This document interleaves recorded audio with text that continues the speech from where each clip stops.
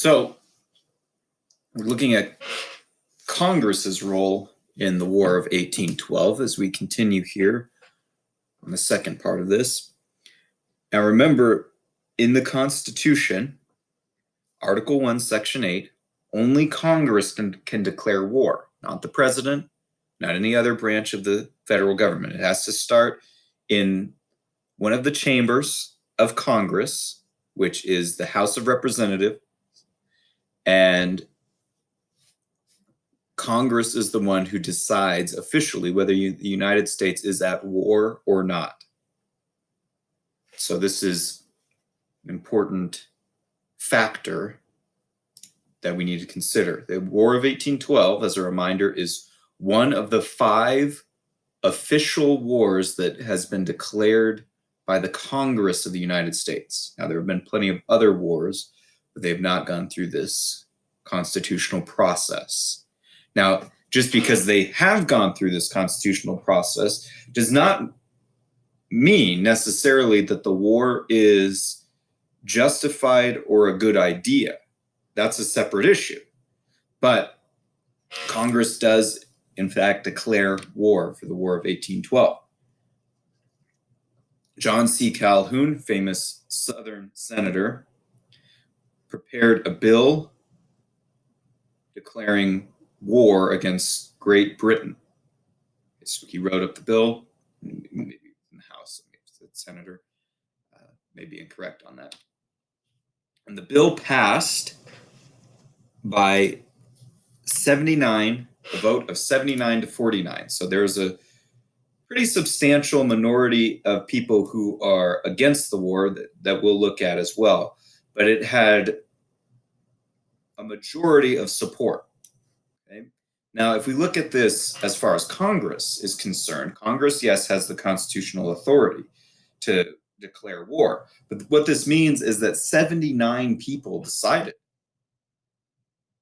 that the United States was going to go into war, that they had this power granted to them, the Constitution.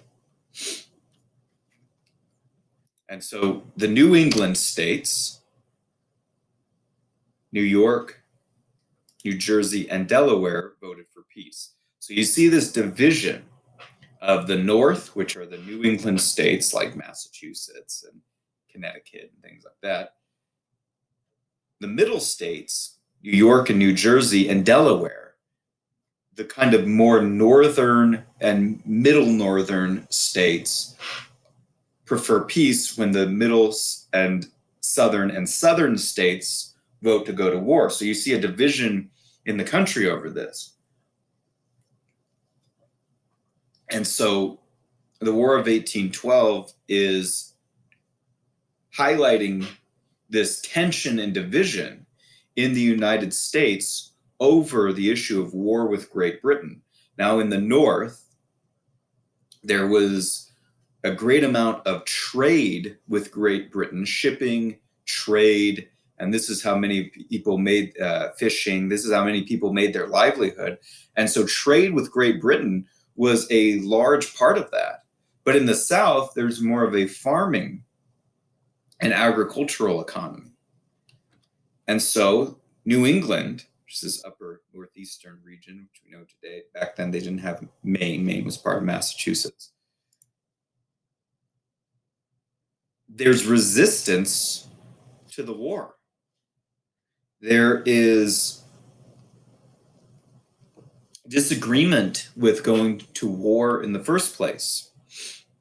New England refused to fight any war that did not take place on their land. So they refused to send soldiers. They refused to participate in a war. That doesn't mean that every single individual, but a lot of these states, their governments refused to engage in this. The Massachusetts legislature, which was the elected government of Massachusetts, instructed its citizens not to enlist. So you have the United States government asking for men to fight in the war, but you have if you live in Massachusetts, you have your state government telling you not to.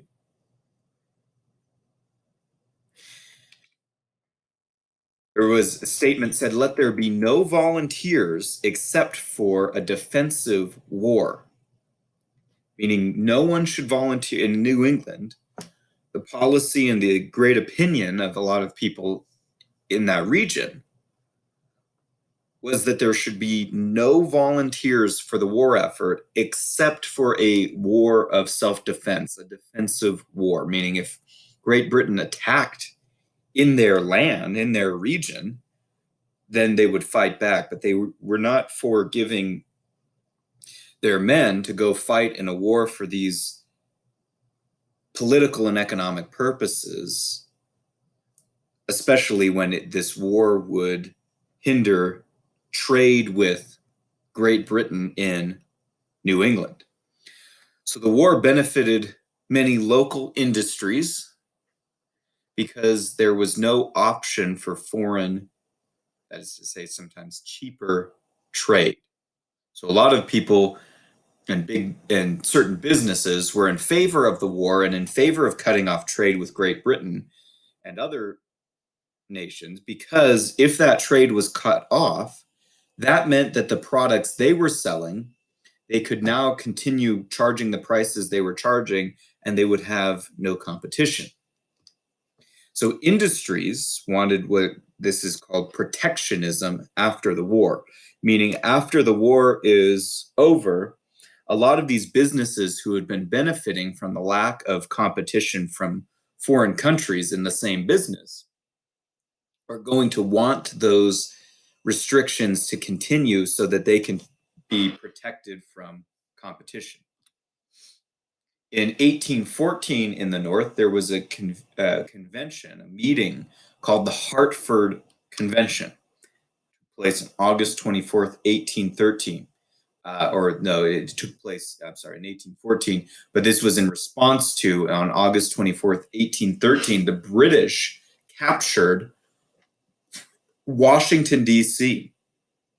They burned down the White House and they caused a lot of destruction in that area. And so at one point in this first war of the United States, the official United States with the Constitution and the Union and all that, the White House, Washington, D.C. itself was captured and the White House was burned down. It was said at one point, New England was practically in rebellion. It had seceded from national action and had set up a war confederacy, meaning this. Basically, the New England states, even though there was no official declaration of this, they basically were not going along with the United States government. They were not fighting the war. They had not participated in joining the war. And they had basically created an alliance between those northern states. And then they started to talk about exiting the United States in order to join Britain. So the discussion of a separate peace with Britain in New England. So they said, well, wait a second, let's take our states and declare that we are at peace with Great Britain. Now, states in the Constitutional Union couldn't do that on their own because Congress declares war or peace, the Congress of the United States. But they reasoned, if we are no longer part of the United States, we exit the Union that we joined back in 1788-89, we take ourselves out, just like with the Declaration of Independence, then we can continue to operate as independent countries and make peace with Great Britain and continue to trade with them. And so the war ended before the Hartford Convention was able to send their constitutional recommendation. So instead of exiting the Union and going kind of that more extreme route, they wrote up a list of recommendations for amendments to the Constitution. And one of the amendments included the idea that it would not be as easy for Congress to vote to go to war, that it had to be a higher standard of a vote rather than just this majority that was required by the Constitution already. And they had these other requirements in there as well. The problem was the war had ended before they got their constitutional recommendations. So since the war was over and everybody was feeling positive and good about it, and in many ways kind of viewing this as a victory, then they hear that several people from the New England states had gathered together at this convention and discussed leaving the United States. They were viewed as traitors for doing this.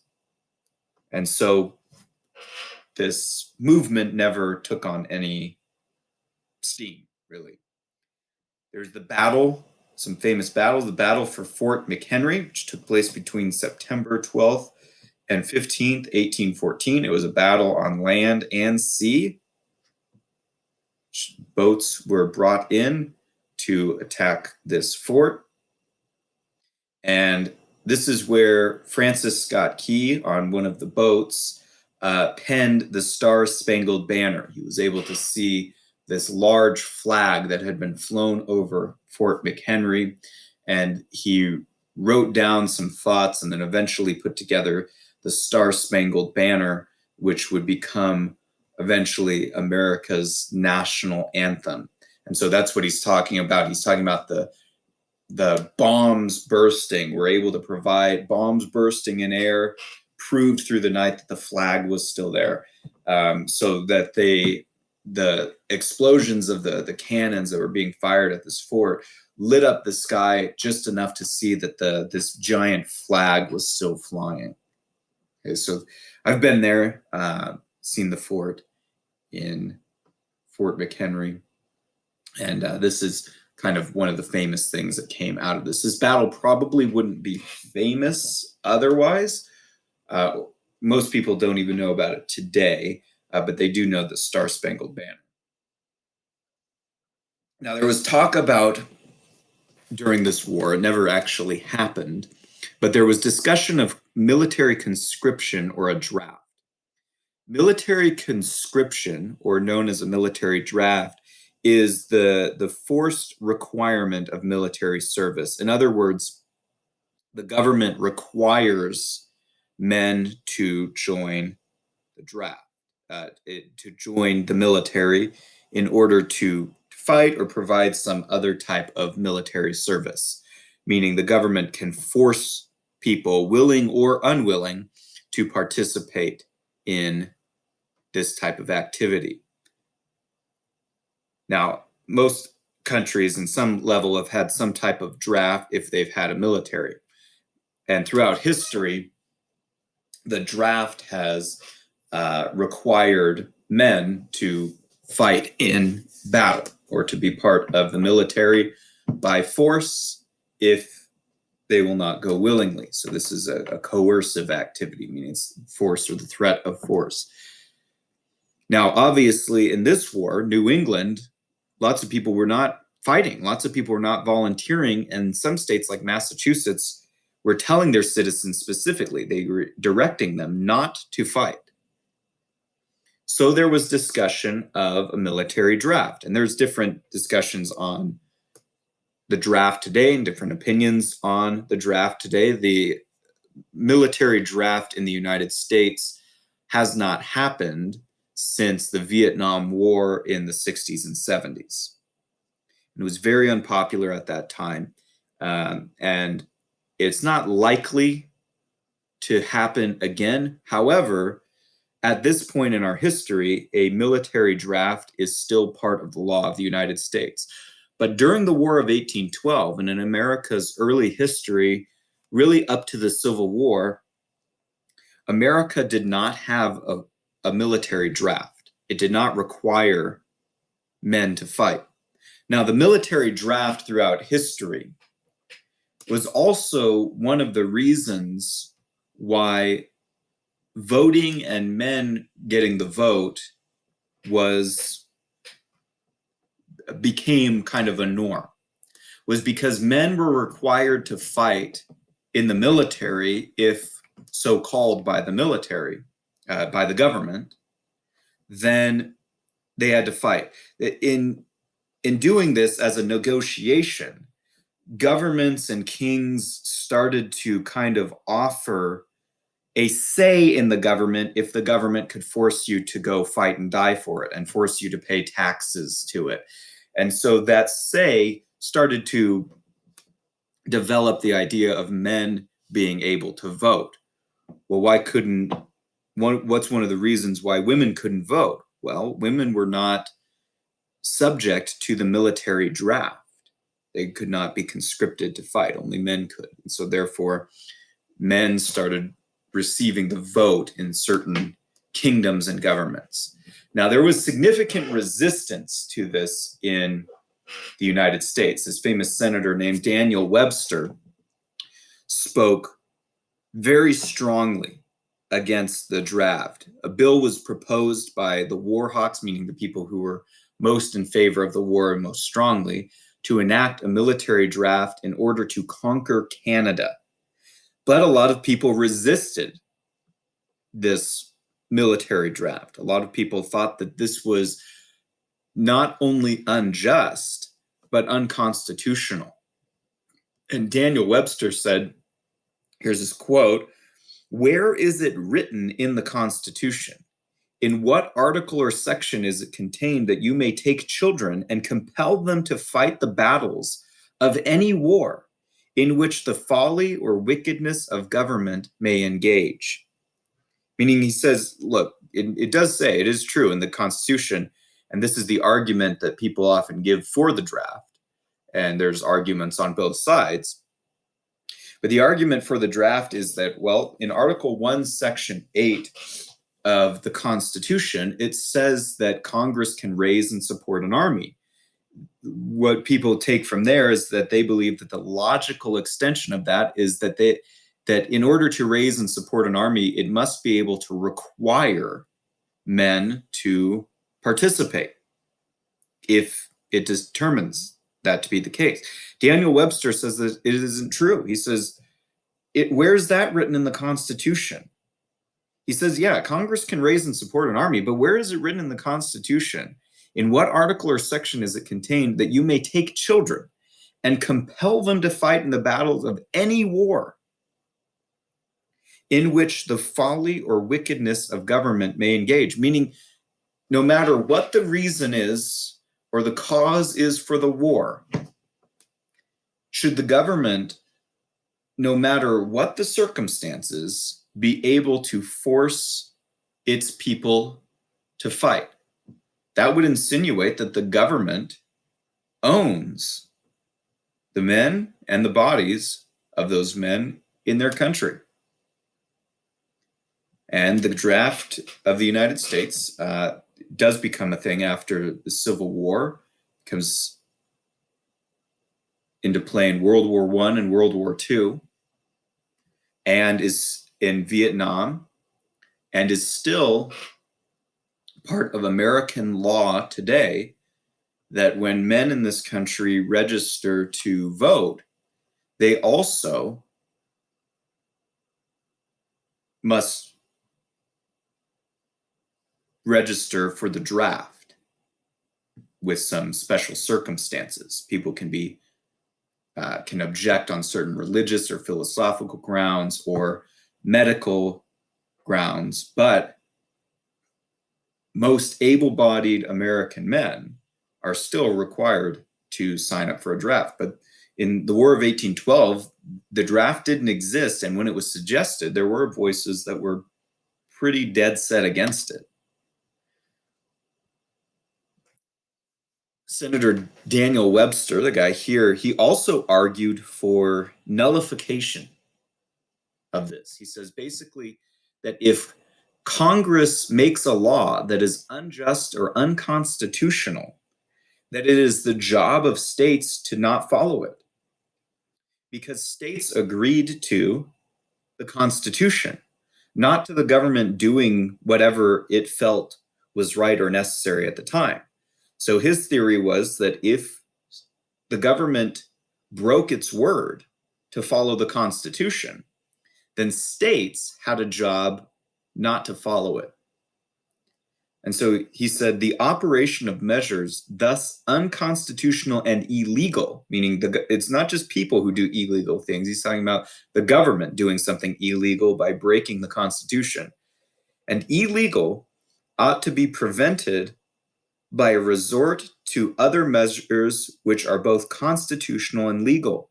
It will be the solemn duty of state governments to protect their own authority over their own militia and to interpose between citizens and arbitrary power. Meaning, he believed that the role of your state was supposed to protect you from the US government if the US government was trying to do something unjust or illegal, unconstitutional. He went on and said, these are objects for which the state governments exist, and their highest obligations bind them to the preservation of their own rights and the liberties of their people. Now, here's where the war ends. Peace treaty, Treaty of Ghent, ends the war. December 24th, 1814, it's signed in Ghent, which is in, add here, the Netherlands. And so they went to a territory that was neither America nor Britain and settled the matter in another country, which is fairly common for peace treaties. And it's settled on Christmas Eve, 1814. It officially, change here the wording, officially ended the War of 1812. Now I say that because the war ended, but the knowledge of the ending of the war took time to get to the United States, and therefore the most famous battle, the Battle of New Orleans, took place January 8th through the 26th of 1815, just a few weeks later. Now, this battle is important because it makes Andrew Jackson famous. Andrew Jackson is on the $20 bill and will later be president of the United States. And it's partly the fame that he gets from this battle that propels him toward being the president. And so this happens after the Treaty of Ghent, and it also, this battle gains some of the land that will become Florida and impacts American and American Indian relationships in that region. Now, the War of 1812 does not really accomplish any of the pre-war goals for the war. It does not really defeat Great Britain, and Great Britain doesn't really defeat America. It does not gain land in Canada. And the issue of the impressment, the capturing, kidnapping of Americans from American ships because they thought they were British and putting them on ships in the Royal Navy for Britain, was an issue that was already settled before the war started. So it doesn't really accomplish any of the pre-war goals, but it provides kind of a feeling of unity, kind of becomes known as a Second American Revolution, a stalemate, but seen in some ways as a victory against the British, and then ushers in what is called, and we'll be getting on to at another time, the era of good feelings. And so the war is an important transitionary time in America, in the United States, for the war what changed throughout the war and America taking on its first war officially with Britain.